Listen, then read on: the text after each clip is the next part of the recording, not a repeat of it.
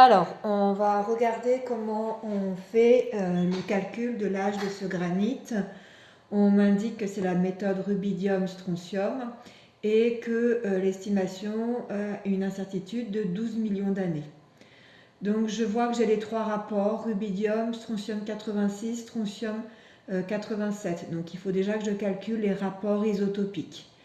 Donc je vais calculer d'abord ce que je sais d'après mes connaissances qui va être porté en axe Y, à savoir que c'est le fils, donc le strontium 87, divisé par le strontium 86 qui est stable.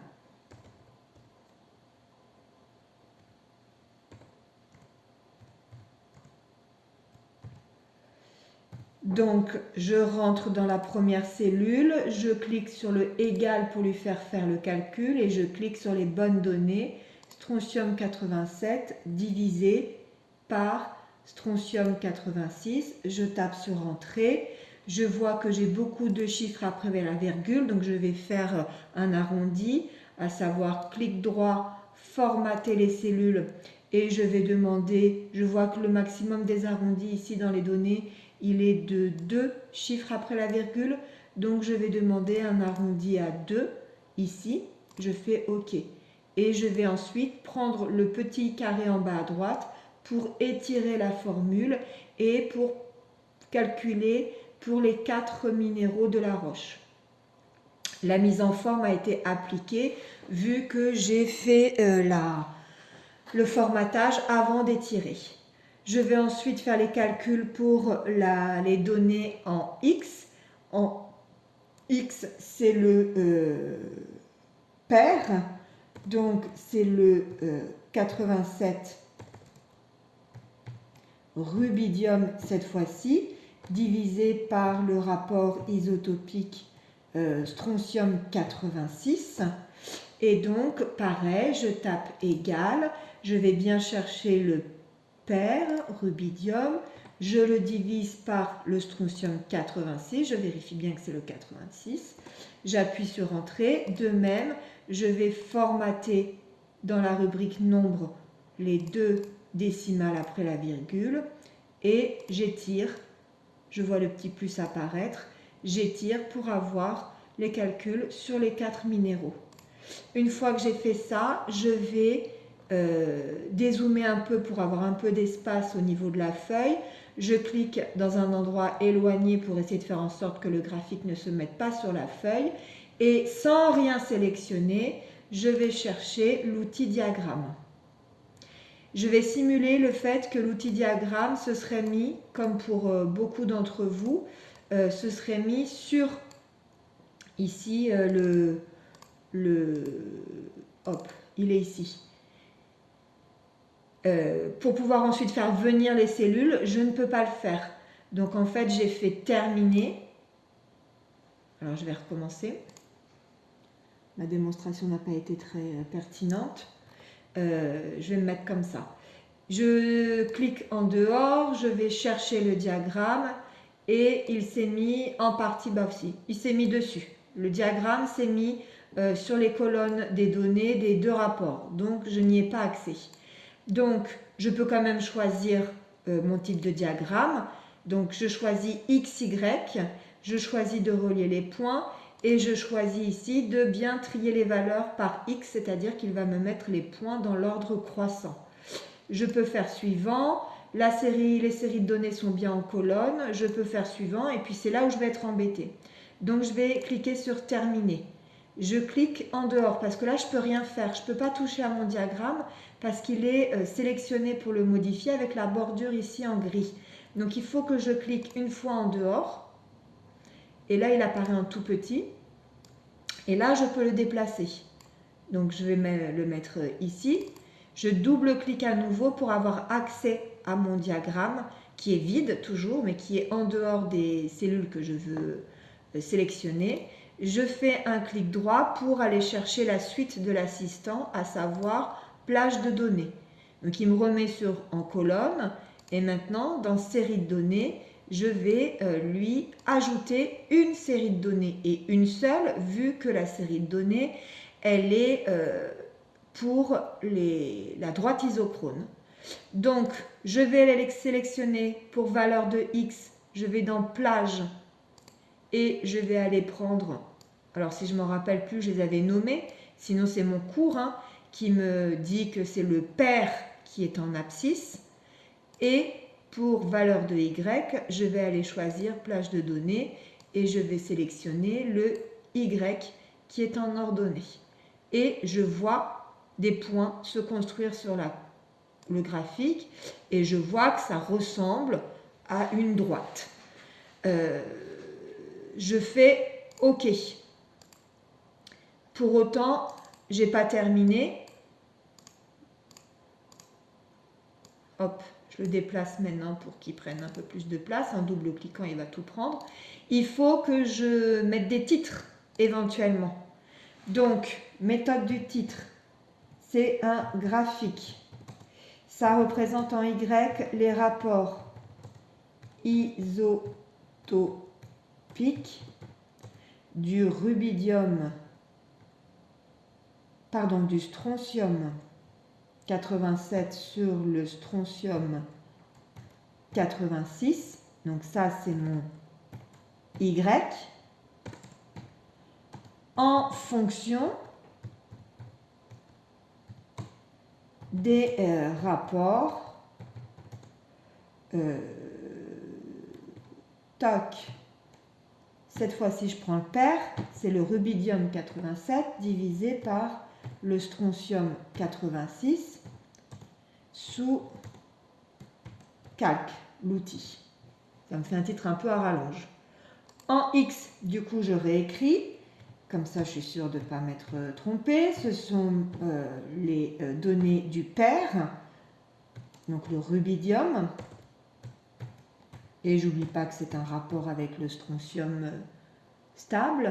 Et en Y, ce sont les données du fils, le strontium, toujours divisé par l'isotope stable 86.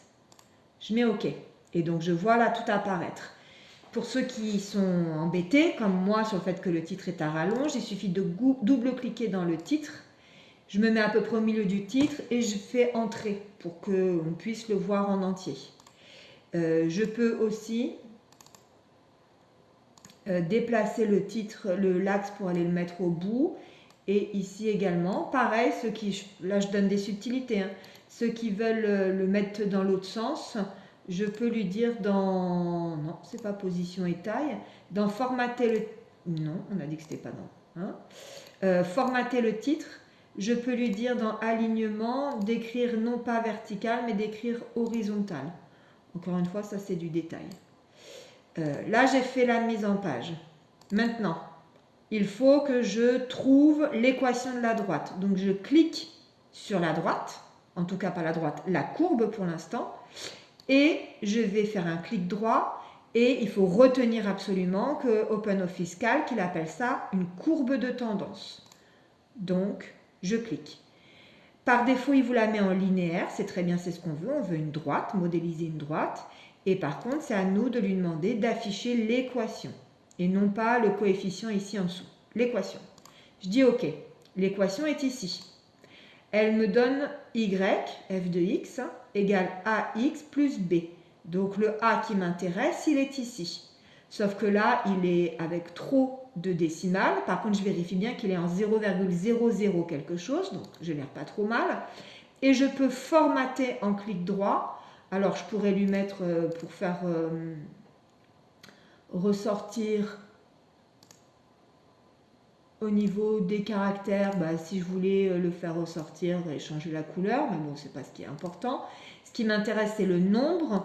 Et donc, dans tout, ou alors on peut aussi se mettre dans le nombre, ça ne changera pas grand-chose, on lui demande de ne laisser que 4 décimales.